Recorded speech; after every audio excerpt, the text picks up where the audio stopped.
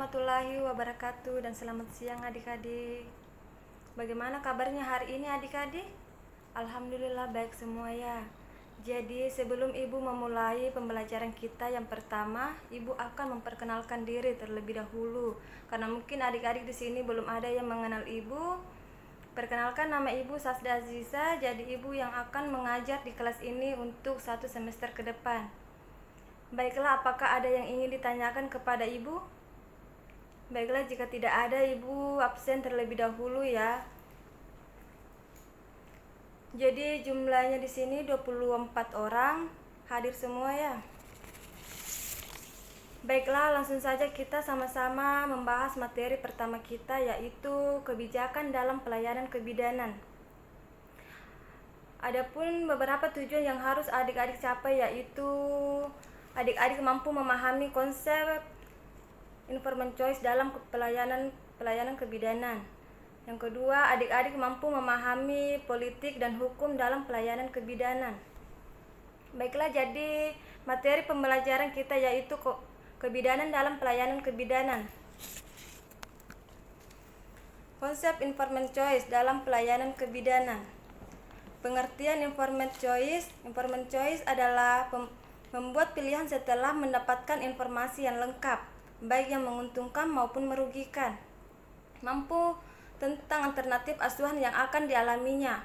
Bidan sebagai tenaga profesional harus menghormati otonomi klien dan menentukan pilihan sesuai dengan kode etik bidan internasional.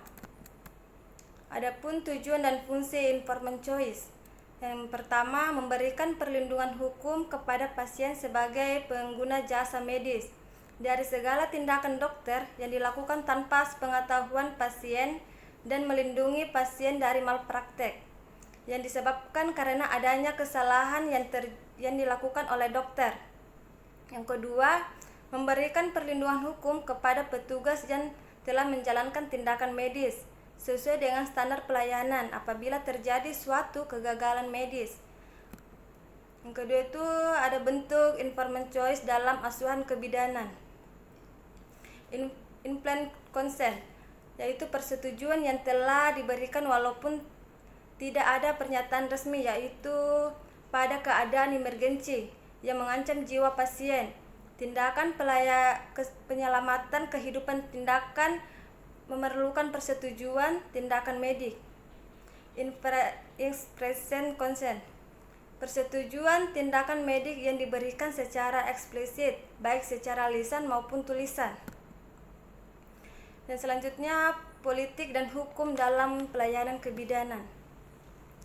Pengertian politik dan hukum di mana yaitu politik adalah proses pembentukan dan pembagian kekuasaan dalam masyarakat yang antara lain mewujudkan proses pembuatan keputusan khususnya dalam negara. Hukum adalah peraturan yang berupa norma dan sanksi yang dibuat dengan tujuan untuk mengatur tingkah laku manusia, menjaga ketertiban, keadilan, mencegah terjadinya kekacauan. Pengaruh dan pentingnya politik dalam hukum dan pelayanan kebidanan. Jika bidan tidak melaksanakan ketentuan dalam pasal 62 ayat 1 Undang-Undang Republik Indonesia Nomor 36 Tahun 2014 tentang tenaga kesehatan, ia dikenai sanksi administratif. Ketentuan sanksi ini diatur dalam pasal 82 ayat 1 Undang-Undang Republik Indonesia Nomor 36 Tahun 2014 tentang tenaga kesehatan.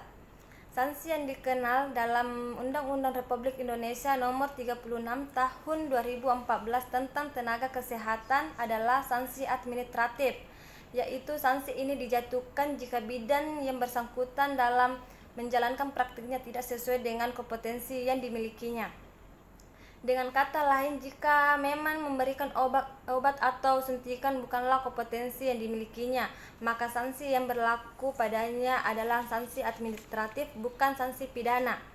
Akan tetapi apabila ternyata pertolongan persalinan itu merupakan suatu kelalaian berat yang menyebabkan penerimaan pelayanan kesehatan menderita luka berat, maka bidan yang bersangkutan dapat dipidanakan dengan pidana penjara paling lama 3 tahun. Sedangkan jika kelalaian berarti itu mengakibatkan kematian, bidan tersebut dipidanakan dengan pidana penjara paling lama 5 tahun. Adapun wewenang bidan yang menjalankan praktik dalam memberikan pelayanan yang meliputi yang pertama pelayanan kesehatan ibu, yang kedua pelayanan kesehatan anak, yang ketiga pelayanan kesehatan reproduksi perempuan dan keluarga berencana. Itu saja penyampaian materi dari Ibu. Jadi di akhir perkuliahan nanti Ibu akan mereview materi kita hari ini dan memberikan tugas untuk pertemuan selanjutnya. Sekarang Ibu buka sesi tanya jawab, apabila ada yang belum mengerti boleh ditanyakan. Baiklah, karena adik-adik semua sudah mengerti Ibu persilakan kepada 2 orang untuk menjelaskan sedikit mengenai materi kita hari ini. Itulah tadi penyampaian materi dari teman-temannya, saya kira cukup bagus. Jadi untuk tugasnya dikumpulkan minggu depan ya. Baiklah, sekian pertemuan kita hari ini. Ibu ucapkan terima kasih atas keaktifan adik-adik. Apabila Ibu ada salah kata, Ibu mohon maaf. Sekian dan terima kasih. Wassalamualaikum warahmatullahi wabarakatuh.